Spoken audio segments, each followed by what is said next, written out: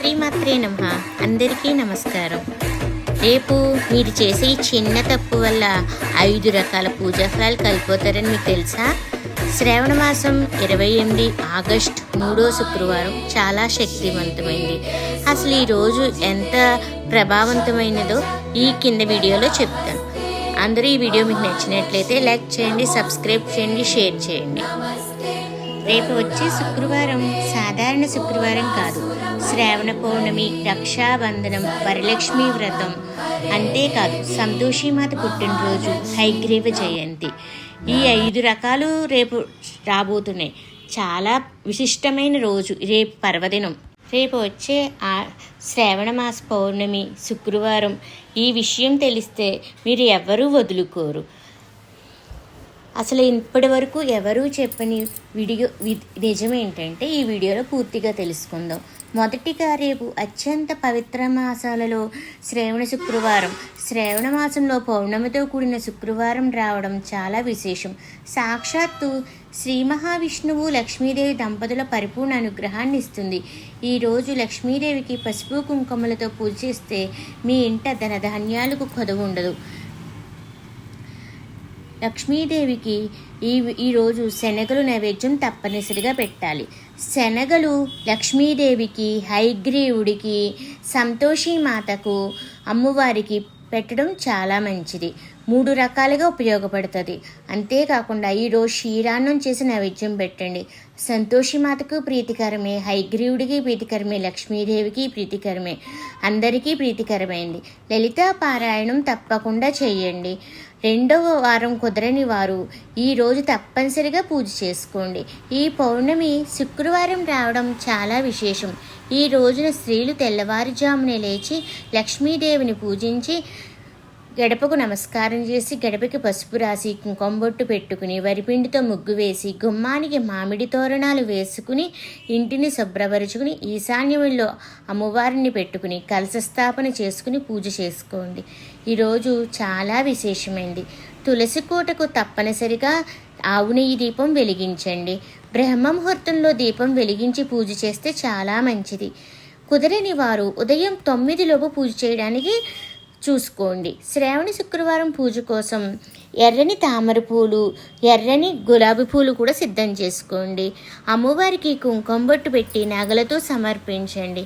ఈరోజు ఇంకా చాలా విశేషాలు ఉన్నాయి. సంతోషీమాత పుట్టినరోజు అత్యంత మహిమగల వ్రతం.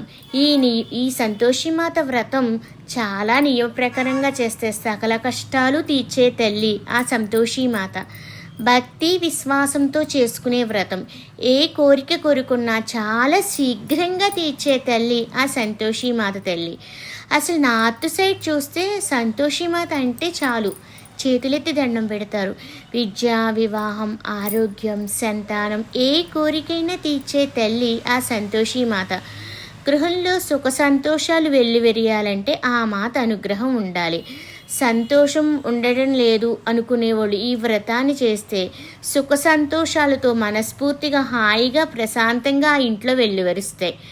ఇది 1 వారమైనా చేసుకోవచ్చు. ఈ వ్రతం 3 వారాలు, 5 వారాలు, 7, 9, 11, 21 శుక్రవారాల పాటు చేస్తే భక్తి విశ్వాసం నియమానుసారంగా అమ్మను ఆరాధిస్తే ఆ ఇల్లు కొంగు బంగారం అవుతుంది. ఈ వీడియో ఆఖరి వరకు స్కిప్ చేయకండి. సాధారణంగా శ్రావణ శుద్ధ పౌర్ణమి నాడు సంతోషమాత పూజ చేసుకుంటే చాలా మంచిది. ఈ ఏడాది చేసుకుని ఒక కోరిక కోరుకుంటే వచ్చే ఏడాదిలోపు ఆ కోరిక త్వరగా మీకు తీరుతుంది. అమ్మను ఇన్ని వారాలు అనుకుని పూజ చేసుకోవచ్చు. కేవలం పుట్నాల పప్పు, బెల్లం నైవేద్యం పెడితే చాలు. అమ్మకి ఎక్కువ కష్టపడవలసిన అవసరం లేదు. కలశం అవకాశం ఉన్నవాళ్ళు కలశం కూడా పెట్టుకోవచ్చు.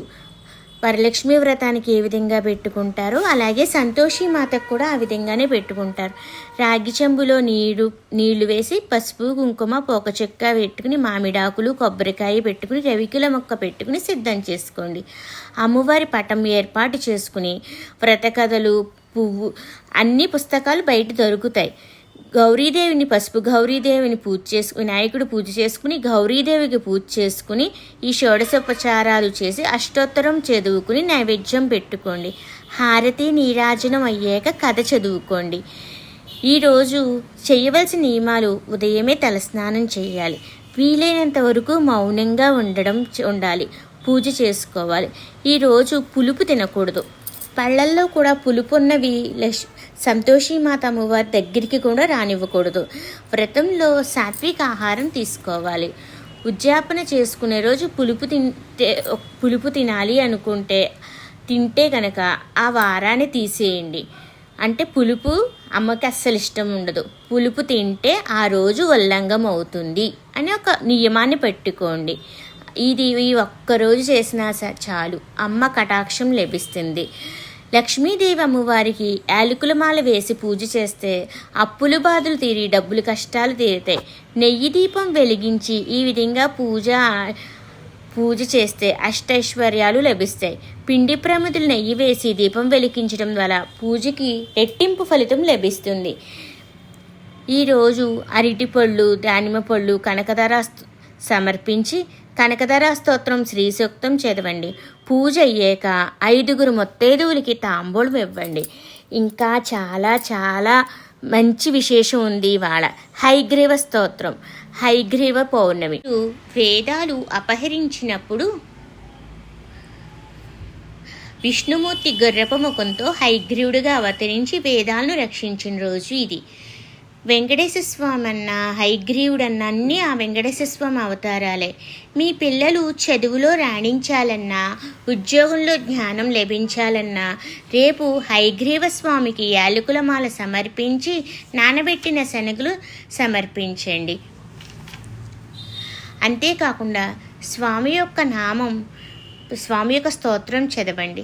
జ్ఞానానందమయం దేవం నిర్మలం స్ఫటికాకృతం ఆధార సర్వ విజ్ఞానం హయగ్రీవాముపాస్మహే.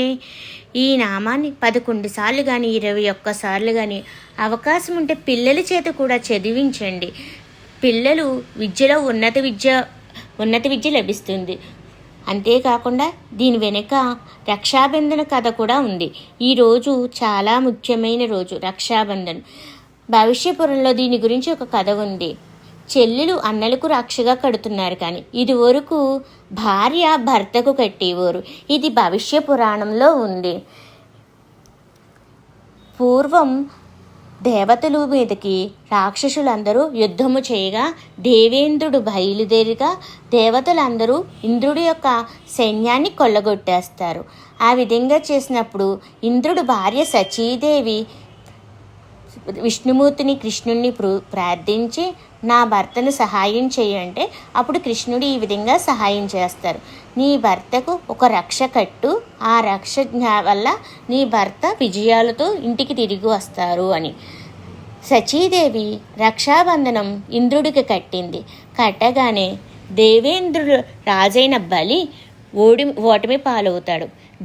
రాజు రాక్షసుల రోజు తన రాజ్యంలోకి వెళ్ళి అప్పుడు ఆలోచిస్తాడు, ఇంద్రుడికి ఈ విధంగా బలం ఎక్కడి నుంచి వచ్చింది అని ఆలోచించగా ఆయనకి స్ఫురణకు వస్తుంది. అది సచీదేవి కట్టిన రక్ష వల్ల. రాను రాను తదనంతరం అది అన్నా చెల్లుళ్ళ పండగ కింద, అక్కా తమ్ముళ్ళ పండగ కింద, తండ్రి కూతుళ్ళ కింద కూడా కట్టుకున్న రోజులు కూడా ఉన్నాయి. రక్షాబంధనం కట్టినప్పుడు తప్పకుండా చదవలసిన మంత్రం ఉంది. ఏన బద్ధో బలి రాజా దానవేంద్ర మహాబలః తేన త్వామి బధ్నామి రక్షే మాచలాచల్.